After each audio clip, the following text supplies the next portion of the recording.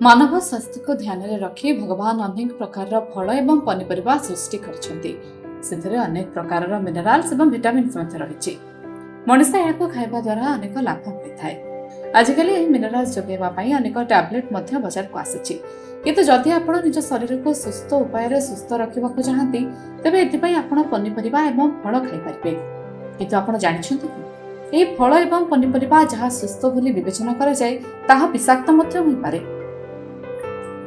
जदि आपण लोक मध्य जड़े अटंती जो माने कि भावती जे पनीपरिया रस पीवा आपन को सुस्थ रखिबा तेबे सावधान रहतु। किछि लोक स्वास्थ्य उपकारिता पाई लाउ जूस पी थांती मात्र यह जूस पीवा पूर्व निश्चित भाव में यार स्वाद चेंज करतु। जदि आपण लाउर स्वाद चखिबा समय तिक्तता अनुभव करती तेबे भूलले मध्य यार रस तैयारी करंतु नाही। वास्तव में पनीपरिया यह तिक्तता कार्कोबिटासिन कारण होता है। यह मानव शरीर पाई विष सदृश। जदि आपण एपरि लाउ रस पियंती तेबे आपण अनेक क्षतिर सामना करिवे। तेबे सावधान लाउर जूस तैयारी करबा पूर्व थरे ताहाको चाखि नियंतु।